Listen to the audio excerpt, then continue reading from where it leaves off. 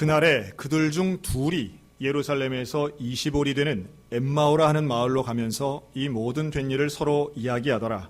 그들이 서로 이야기하며 문의할 때에 예수께서 가까이 이르러 그들과 동행하시나 그들의 눈이 가리워져서 그인 줄 알아보지 못하거늘 예수께서 이르시되 너희가 길 가면서 서로 주고받고 하는 이야기가 무엇이냐 하시니 두 사람이 슬픈 빛을 띠고 머물러 서더라. 그 한 사람인 글로바라 하는 자가 대답하여 이르되 당신이 예루살렘에 체류하면서도 요즘 거기서 된 일을 혼자만 알지 못하느냐. 오늘은 밝은 눈으로 부활의 주를 보라라는 제목으로 함께 말씀을 나눕니다. 누가복음에만 기록되어 있는 특별한 이야기, 즉 엠마오로 가는 두 제자 이야기가 오늘 본문의 내용입니다. 이 엠마오로 가는 두 제자 이야기는 이들의 이름이 한 명의 이름 글로바라고 하는 사람 이름이 있음에도 불구하고 워낙 엠마오 가는 그 행위가 인상적이어서 이들의 별명처럼 불리곤 합니다. 그런데 이 본문을 가만히 묵상해 보면 사실은 이들이 왜 엠마오로 가려 했는지는 별로 중요하지 않습니다. 즉, 왜 엠마오였느냐는 건 그렇게 중요하거나 우리가 신경 쓸 부분이 아니라는 거예요. 엠마오는 예루살렘에서 약 11km 떨어진 작은 마을인데 이곳을 왜 가려고 하느냐가 중요한 게 아니라 사실은 이 두 제자가 왜 예루살렘을 떠나려고 하느냐가 더 중요하다는 거예요. 며칠 전만 해도 이들은 예루살렘에 있던 사람들입니다. 이들은 예수님의 제자였습니다. 12 사도 중에 한 명은 아니었으나 예수님을 따랐고 예수님을 기대했고 예수님을 인정했던 사람들이었습니다. 그런데 그 예수님이 돌아가신 거예요. 십자가에 달려 죽은 거예요. 이들은 실망합니다. 이들은 슬퍼합니다. 그리고 예루살렘을 떠납니다. 그런데 놀랍게도 이 두 제자에게 예수님이 나타나시는 거예요. 부활하신 예수님이 이들을 찾아오십니다.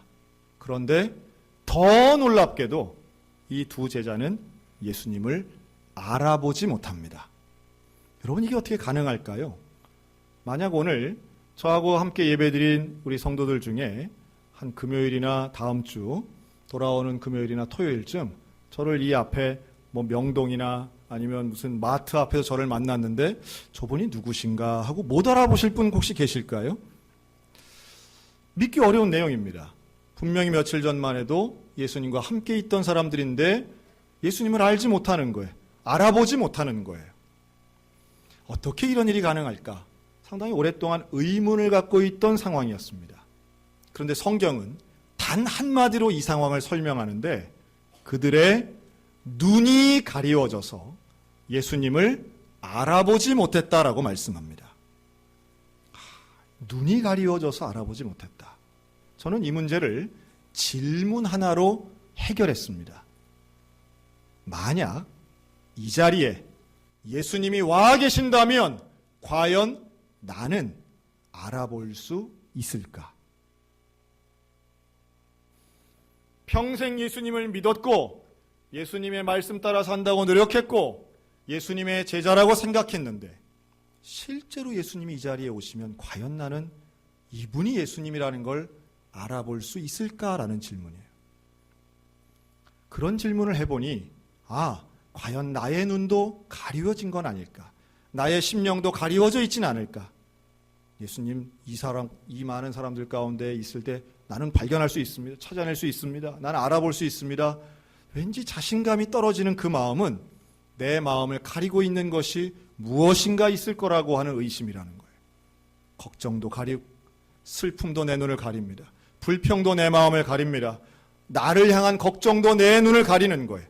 오늘 이 시간 이 예배를 통하여 가리워졌던 것이 사라지고 눈이 밝아져서 예수님을 알아보는, 부활하신 그 예수님을 알아보는 기적과도 같은 역사가 일어나기를 주님의 이름으로 축원합니다.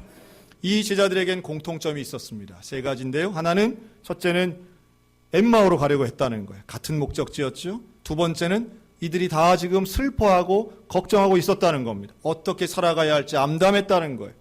답답한 상황이죠. 그리고 세 번째는 조금 전에 말씀드린 것처럼 이 둘 다 눈이 가려졌다는 거예요. 그런데 이 둘 사이는 친했던 것 같습니다. 가는 길에 계속해서 대화를 합니다. 성경은 뭐라고 하느냐 하면 이 모든 된 일을 서로 이야기하더라. 그들이 서로 이야기하며 문의하더라. 서로 간에 의논하는 거지요. 야, 이제 우리 어떻게 하지? 엠마오 가면 뭐 하지? 또 어디로 가지?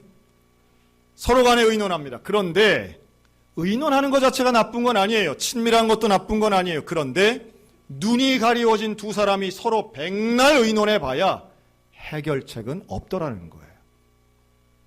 해결책은 없어요. 눈이 가리워진 사람들이 서로 간에 아무리 친해봐야 서로 도와줄 게 별로 없는 거예요. 소경이 소경을 인도할 수 없는 논리와 비슷한 겁니다. 최근에 우리 한국 사회를 발칵 뒤집은 사건이 하나 있습니다. 유명하고 재능 있고 인기 있는 몇 명의 젊은 남자 연예인들이 카톡방 대화 사건이라고 하는 사건입니다. 이들이 자기가 유명하고 인기 있는 이 연예인들이 모여서 카톡방을 만든 거예요. 그리고 그 안에서 서로 동영상을 공유하기도 하고 서로 대화를 나눴는데 그 내용들이 하나같이 불법적일 뿐만 아니라 여성을 비하하고 사람을 인격이 아닌 물건 취급하고 끔찍하고 음란한 대화를 이들은 너무도 가볍고 마치 즐거운 유희거리인 양 농담처럼 피해자가 명백함에도 불구하고 이들은 그런 모든 범죄에 대해서 아주 무감각하고 잔인하리만큼 음란한 대화를 이어갑니다. 저는 참고로 저는 스마트폰이 없어서 카톡방이 그렇게 많지 않아요. 저를 초대해주는 카톡방이 별로 없습니다. 그런데 제가 그 사건을 보고 제 주변을 보고 저희 가족들도 마찬가지고 우리 교우들을 보니까 소속되어 있는 카톡방이 얼마나 많은지 몰라요. 뿐만 아니라 하루에도 카톡방이 만들어졌다 사라지는 게 그렇게도 많다는 거 아니겠습니까? 또 10명이 모여있던 카톡방에 한 명이 꼴보기 싫어서 9명을 데리고 또 다른 방을 만들어서 그 한 명을 욕하는 게 카톡방 문화라는 거예요. 제가 권면해 드립니다. 여러분들의 스마트폰 안에 있는 여러분들이 소속되어 있는 카톡방은 과연 몇 개나 되십니까? 그리고 그 안에서 여러분들이 하고 있는 대화는 무엇을 지향하고 있으십니까? 간절한 마음으로 부탁드립니다. 여러분들의 대화, 여러분들의 카톡방을 정결케 하시기 바랍니다. 그 안에 있는 사람들은 친하다는 이유로 또 우리끼리라는 이유로 죄를 죄로 여기지 않더라는 거예요. 명백히 잘못되어 있고 또 참 평범한 사람들끼리도 남을 비방하고 흉보는 일들은 일상화되어 있다는 거죠. 비단 어린이들뿐 아니라 청소년이건 청년이건 아니면 초등학생들까지도 그런 걸 만들어서 그 안에서 죄를 죄로 여기지 않는 마음이 완악한, 그러면서도 이건 그냥 재미였을 뿐이고 지나가는 농담이었을 뿐이고 한마디 실수였을 뿐이고 나는 기억도 안 나는 일이라고 해봐야 더럽혀진 영혼, 가리워진 눈은 해결되지 않는다는 거예요. 그저 일부 몰지각한 사람들의 범죄가 아니라 지금 오늘 우리들도 얼마든지 하고 있는 일상적인 범죄라면, 그리고 그 안에 있는 그 사람들이 결국은 나의 수준임을 깨닫는다면 여러분, 우리의 삶과 우리의 언어와 우리의 생활을 정결케 하셨으면 좋겠습니다. 내 눈을 뜨게 할 친구를 만나시기 바랍니다. 같이 눈 어두운 사람들끼리 모여봐야 그 교제에서 얻을 수 있는 것은 어두운 것밖에는 없다는 거예요.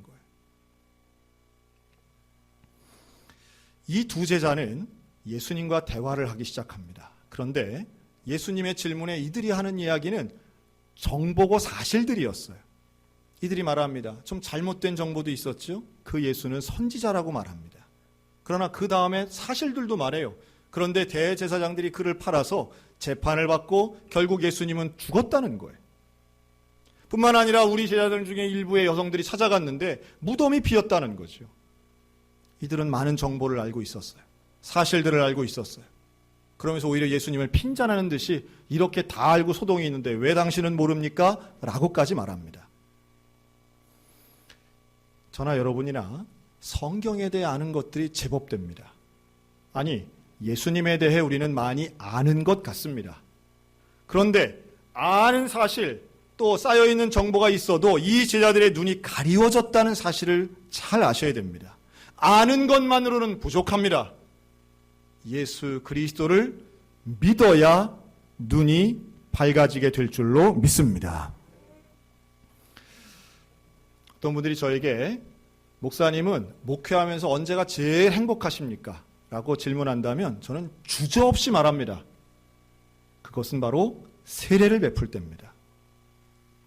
목회를 하며 세례를 베풀 때는 가장 목사인 것 같고 또한 그 교회는 가장 사명을 감당하는 교회인 것 같이 정말 행복감을 느낍니다. 그게 저의 고백이에요. 오늘 우리 교회는 세례식을 베풉니다. 물론 입교식도 있습니다.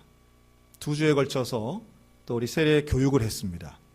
어제는 제가 문답을 해서 제가 우리 교육받는 분들이랑 같이 있었는데요. 어떤 분이 그런 말씀을 해요.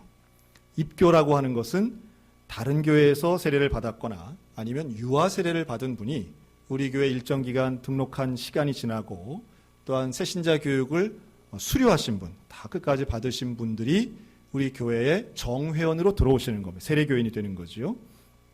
근데 이 입교 대상자인 한 분이 그런 말씀을 해요. 와, 목사님, 내가 다른 교회 다닐 때는 그냥 다녔는데 서양교회 오니까 뭔 교육이 이렇게 많습니까? 그래서 제가 많아서 어떻게 힘드셨나요? 그랬더니 아니요. 많아서 너무 좋았다는 거예요. 참 좋고 너무 감사하고 배울 수 있어서 너무 고맙다는 거예요. 할렐루야. 네. 몇 분들이 무슨 얘기지? 이렇게 모르시는 분이 나는 우리 교회는 교육이 없는 줄 알았는데 아니에요.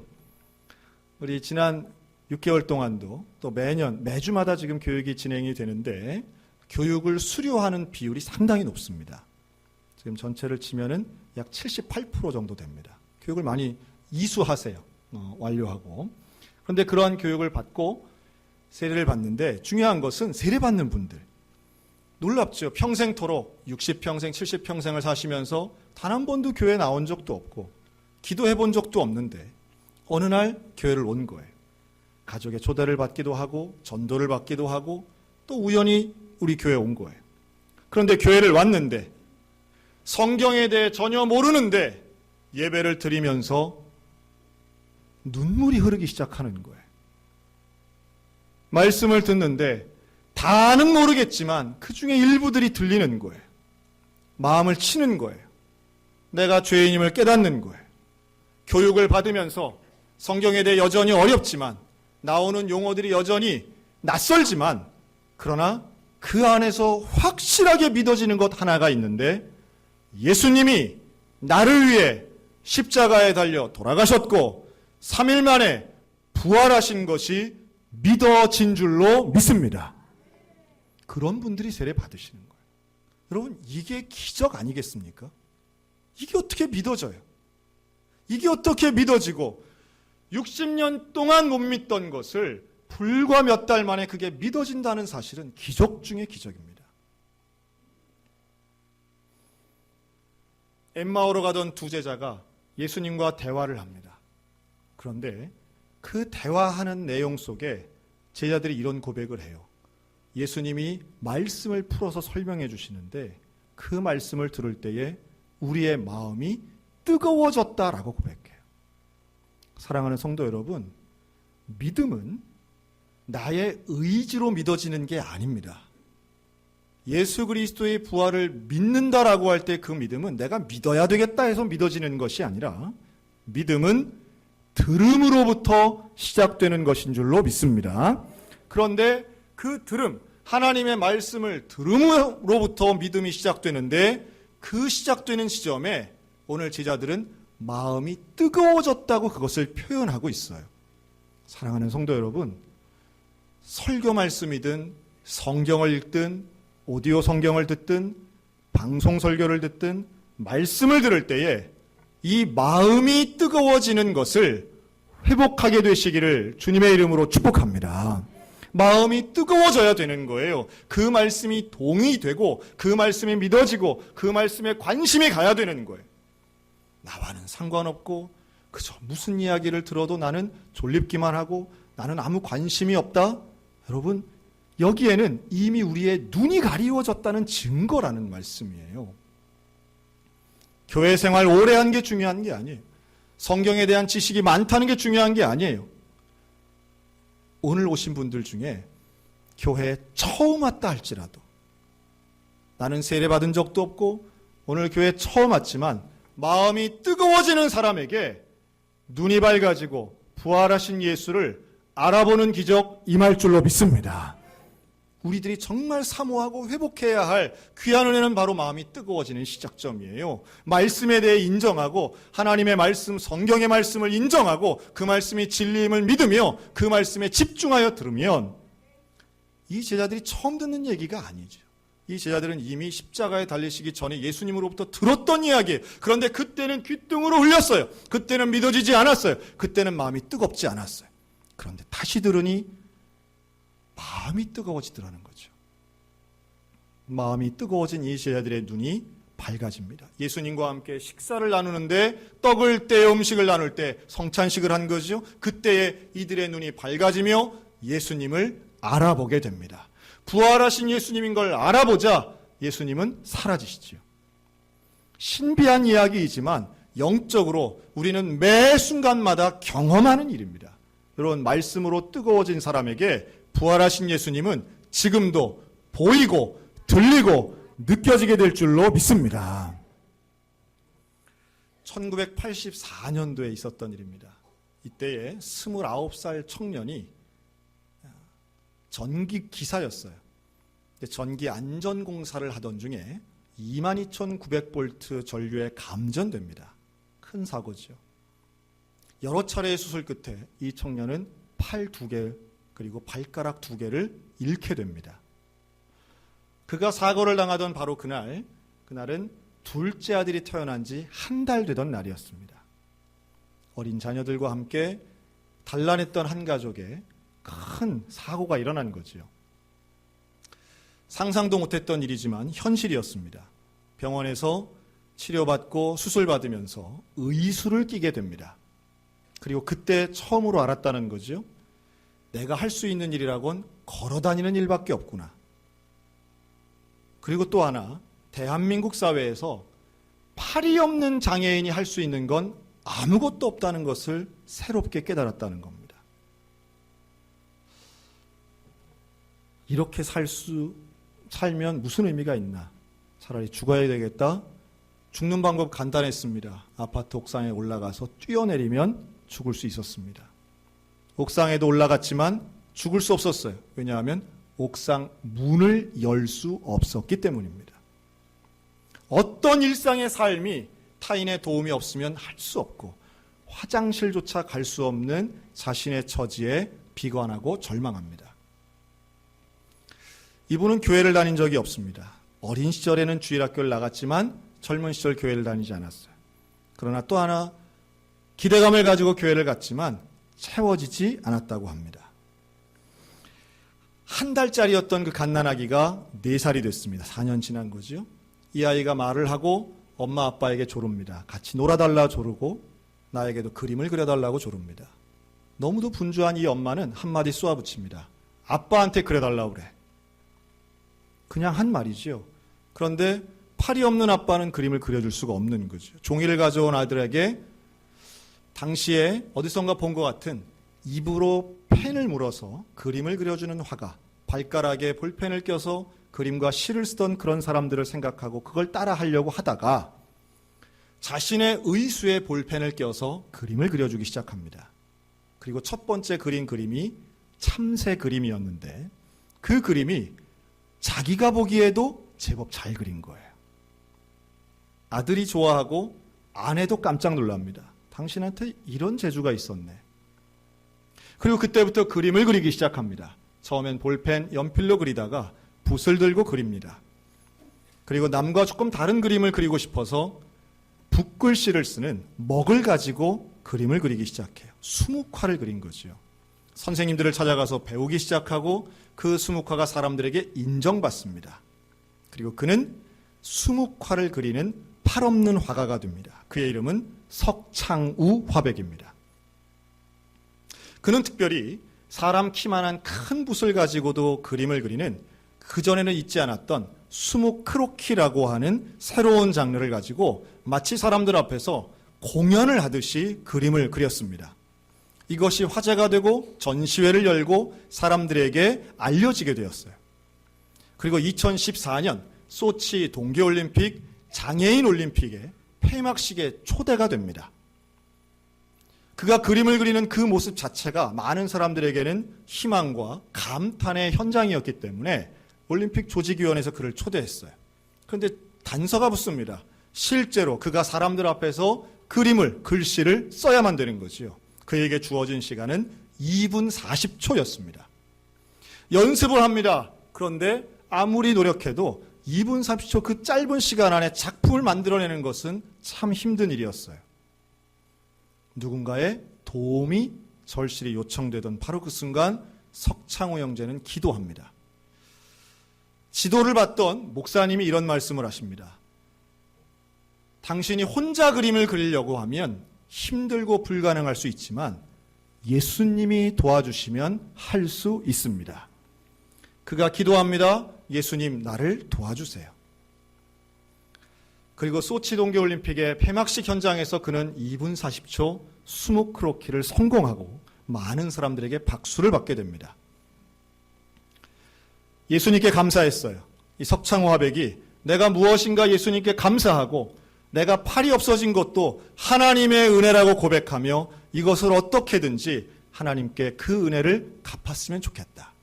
내가 뭘로 영광을 돌릴 것인가 고민하던 끝에 그는 그래, 내가 할 수 있는 것 붓을 가지고 하는 일이고 글씨를 쓰든 그림을 그리는 일인데 내가 이 붓글씨를 가지고 성경을 써야겠다고 결단합니다. 2015년부터 그는 성경 필사를 시작하고 성경, 구약, 신약 전체를 쓰는데 3년 반이 걸렸습니다. 큰 글씨로 쓰는 것이 아니라 아주 작은 글씨로 성경을 한자 한자 붓글씨로 써내려갑니다. 쉬운 일이 아니죠. 그런데 이것을 다 기록하고 그는 고백을 하는데 뭐라고 하느냐 하면 하나님의 말씀 성경을 다 썼더니 나의 눈이 밝아졌습니다. 할렐루야. 눈이 밝아졌다는 거예요. 어떻게 눈이 밝아졌습니까? 이미 그때 돼서는 올림픽에 한번 선 이후에는 모든 미디어에 관심을 받아서 우리가 아는 웬만한 언론사는 다 인터뷰를 했어요. 얼마나 인터뷰를 많이 했는지 몰라요. 그죠? 우리만 잘 몰랐던 것뿐이죠. CF에도 나오고. 그래서 그의 그런 퍼포먼스는 아마 못 보신 분 거의 없을 거예요. 그분의 이름은 몰라도. 눈이 어떻게 밝아졌습니까? 기자들이 질문할 때 내 눈이 두 가지로 밝아졌는데 첫째는 실제로 시력이 좋아져서 처음 성경을 쓸 때는 돋보기 안경을 쓰고 썼는데 지금은 돋보기가 필요 없이 작은 글씨가 잘 보입니다. 하나님의 기적입니다. 두 번째로 나는 내 인생을 보는 영적인 눈이 띄어졌습니다. 그래서 이제는 팔이 없게 하신 하나님께 감사를 드립니다. 그리고 정말 진지하고 솔직하게 말씀드리는데 나는 팔이 있던 35년 전보다 팔이 없는 지금이 훨씬 행복합니다. 할렐루야. 왜 그럴까요?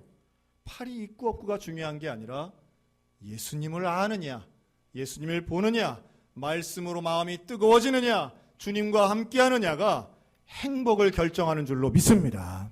그리고 그는 작년이지요. 2018년도 평창 동계올림픽 역시 폐막식에서 같은 수묵 크로키 퍼포먼스로 전 세계에 있는 많은 사람들에게 인상적인 모습을 보여줍니다. 또 많은 기자들이 그에게 인터뷰를 요청할 때 그는 이제는 내가 성경을 쓴 것도 내가 팔이 없는 것도 다 하나님의 은혜일 뿐입니다. 모든 영광 하나님께 드립니다. 라고 말합니다. 사랑하는 성도 여러분, 오늘 우리들의 삶에는 부활하신 예수님이 필요한 줄로 믿습니다. 부활하신 그 주님이 우리의 삶 가운데는 얼마나 요청되는지 몰라요. 그런데 주님은 내게로 오시는데 내가 주님을 알아보지 못한다면 이것 얼마나 슬프고 안타까운 일이겠습니까? 이 제자들의 마음이 뜨거워지고 눈이 밝아지고 예수님을 알아봤을 때 이들은 변화가 일어납니다. 이 제자들에게 일어난 변화는 한 가지인데 방향이 달라진 거예요. 이들은 예루살렘을 떠나서 엠마오로 가려고 했지만 부활하신 예수님을 알아본 이후에 그들에겐 더 이상 엠마오는 중요하지 않게 됩니다. 그들은 방향을 바꿔서 즉시로 곧 그때로 일어나 예루살렘에 돌아갔더라. 33절부터 나오는 이들의 모습은 확신에 찼어요. 두려움과 불안함과 슬픔이 아니라 확신과 기쁨과 영광으로 내가 해야 할 일이 무엇인가를 정확하게 알아서 예루살렘에 돌아가서 제자들을 만나고 사람들을 만나서 내가 만난 부활하신 예수님에 대해 증거한 줄로 믿습니다. 증인의 삶을 산 거예요. 걱정과 근심의 삶이 아니라 확신과 증거의 삶을 살았다는 말씀입니다. 오늘 이 시대에 이 부활하신 주님에 대한 소식이 그 어느 때보다도 필요한 때입니다. 우리 장로님도 기도하셨지만 영동 지역에 있던 그 산불 현장의 피해를 보신 분들, 고성 또 강릉에 계신 분들이 마음이 지금 무너지고 있어요. 밤이면 잠을 못 주무신다잖아요. 언제 또 그런 불이 일어날지 두렵고 무서워서 그걸 트라우마라고 합니다. 외상후 장애라고도 하고요. 잠이 안 오는 거예요. 앉아만 있어도 눈물이 흐르는 거예요.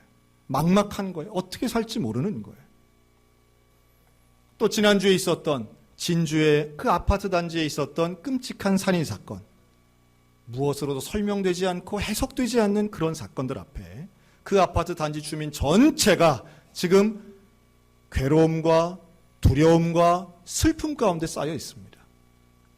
여러분, 우리 이웃들에게 예수 그리스도의 부활은 여전히 필요하고 너무도 많은 사람들에게 부활하신 주님이 그 소망과 희망이 필요한 줄로 믿습니다. 이거 우리가 전해야 되는 거죠. 전하면 상황은 어려울지라도 피해를 입었을지라도 다시 힘을 가지고 방향을 돌이켜서 엠마오가 아닌 예루살렘으로 돌이켜서 능력과 희망과 하나님과 함께하는 영광의 삶 가운데로 걸어갈 수 있는 줄로 믿습니다. 우리에게 주신 사명입니다. 우리는 이 부활의 소식을 전해야만 하는 거예요. 죽음의 권세, 죄의 권세를 이기신 그 예수 그리스도의 이름을 세상 가운데, 이웃 가운데 증거하고 전함으로 실망과 슬픔 가운데 빠져있는 사람들에게 힘과 용기와 희망을 줘야 될 줄로 믿습니다. 예수의 부활이 우리들에게 주시는 이 구원의 놀라운 소식, 여기 있는 우리 모두에게 임하시기를 주님의 이름으로 축복합니다. 그 주님과 동행하시기를 바랍니다. 그 주의 손 붙잡으시기 바랍니다. 예수의 부활이 곧 나의 부활이요, 예수의 능력이 곧 나의 능력되는 이 놀라운 복음의 소식으로 오늘도 부활의 영광 가운데 들어가는 우리 모든 성도들 되시기를 주님의 이름으로 축원합니다. 아멘.